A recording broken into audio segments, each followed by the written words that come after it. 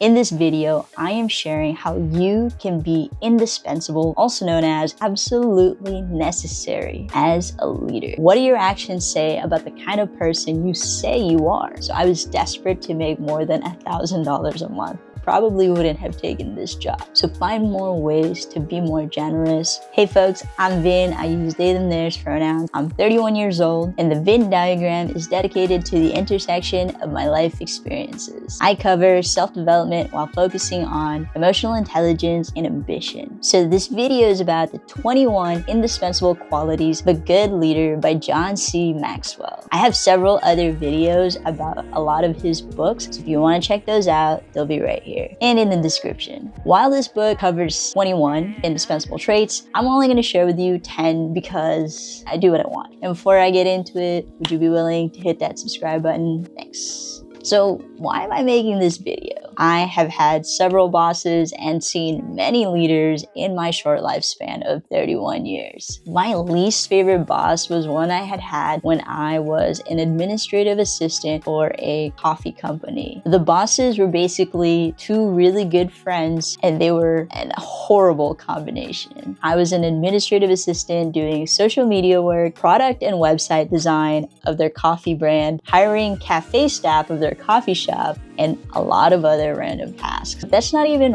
why I disliked this job. I learned a lot. They yelled at us for revenue in a coffee shop when it was at a horrible location, and none of us had control over traffic. If I had known what good leadership and competent bosses looked like back then, I probably wouldn't have taken this job. But hindsight's 2020. And at the same time, I was desperate, coming out of undergrad with a history and ethnic studies double major, not wanting to do anything related to politics or academia or teaching. And so I fell into this administrative assistant job, and I just had to deal with it. Also, I was previously a nightclub promoter before this job, so I was desperate to make more than $1,000 a month while living in San Diego. As I'm sure you know, knowing how to be a good leader is important for many reasons. But I would argue that being able to identify good leadership qualities before you even land a job is even more important. So I hope that whoever is watching has supportive bosses and leaders in their lives. And if you don't, keep watching. The more aware you are of what makes a good leader, the more likely you'll also be of finding a company that you're actually wanting to stay at for a longer period of time. No matter your goals, I want sustainability and longevity for you. And the key to that truly is good leadership. Trait number 1 is character. Character is often talked about, but not usually well defined. So the book has a really simple framework. Your actions equal your character. What do your actions say about the kind of person you say you are? Your choices also equal your character. Do your actions say you're kind or neglectful? Do your actions say you're thoughtful or thoughtless? Really ask yourself, what do my actions and choices actually say about me? I want you to really think about that. And if you want, you can pause the video right now and write down 3 things that you've done today that align the kind of character you want to have. Having good character leads to others believing in you as a leader. It is a foundation for longevity. Maxwell asks, can your people trust your handshake as they would a contract? If not, what do you need to do or change to ensure that your character matches your life agreements? And remember that real character is about being bigger on the inside, having more compassion, care, empathy, understanding, and real integrity as a human being. Next is communication. So I'll be honest, I actually had the most resistance trying to piece together something for this particular trait. It's ironic, I know, because I make content, I'm talking a lot, I write a lot, I interview people for my podcast. Yeah, but communication is one of my weak points still. And it's one of the weaknesses I am genuinely trying to improve on. This viewer of this video sees a very polished version of me, a version of me that can get edited, and it's also performative to an extent because I have like talking points and I know exactly what I'm gonna say. But in real life, I can get really, really awkward, really fast. I can get really soft-spoken and also mutter and stumble upon my words. And I'm practicing to enunciate and speaking up, and I try to do that with these videos so that it comes out clearly, and it's also practice for me. Part of what makes those things hard is that I'm afraid to take up space sometimes, and I need to be okay just like taking up space and like speaking my truth, being louder than I normally present. But on the other side of communication is clarity. You need to be able to explain things simply to people. You need to really see the person in front of you and understand them for where they are and who they are, for them to actually believe the words that are coming out of your mouth. A good communicator is not just about talking to others, but it's also about listening to others. You need to understand people's needs, their questions, and desires as a leader. Being good at communication, like having good character, really builds on your credibility as a leader. You have to live your message and do what you say you're going to do and be consistent with it. The next trait is competence. Entrepreneur and inspirational speaker Tony Robinson's You and I want an extraordinary life and take action even if we're scared. Defines personal power as the ability to take action, and that it is our responsibility to change the wiring of our brains to believe we can do these things. Competence is not just skills building. It's showing up and being consistent to your craft. It is committing to improving your why and your purpose in the world. And some might call this your vocation. And then over time, you can follow through with excellence, where you can go above and beyond and exceed the expectations that have been set for you.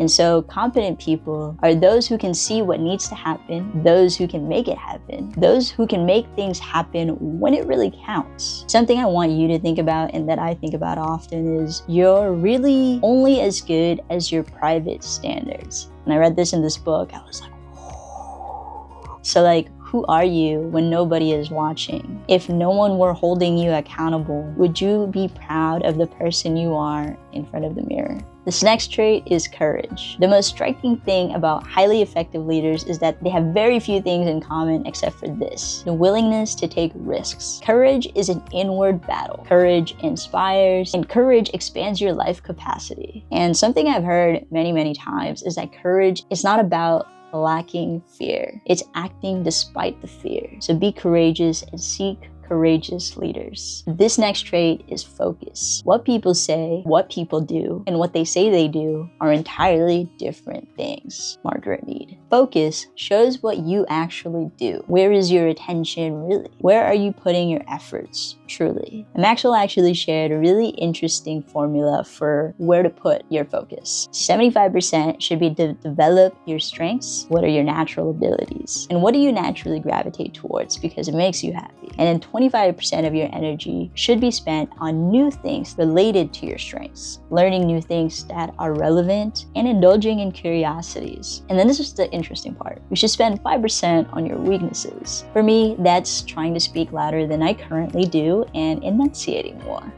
But this is not the first book I read that talks about not focusing on your weaknesses. For me, math is a weakness. And I think it's acceptable that I'm just not great at that.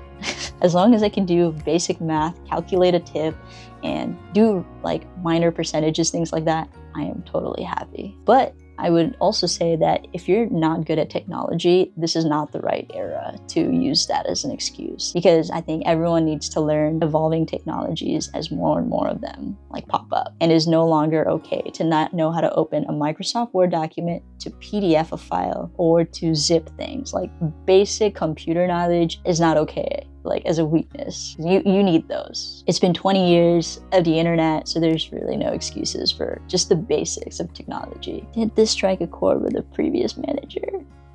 Still salty. The next trait is generosity. I bet you weren't expecting this one. So Maxwell describes that giving is the highest level of generosity. This could be financial, but it can also be time, effort, expertise. Are you helping others in the ways that you can? Bringing people together and connecting them is one of my superpowers and one of the skills that I do best. I'm good at connecting threads and people who I know could get along with each other. And because I don't have a lot of money at this time of my life, it's one of the things that I try to do the most is give people my time or connect them to other people they would find valuable and develop a good friendship with. So find more ways to be more generous to your community, friends, or family. So give, acquire more, and then give some more.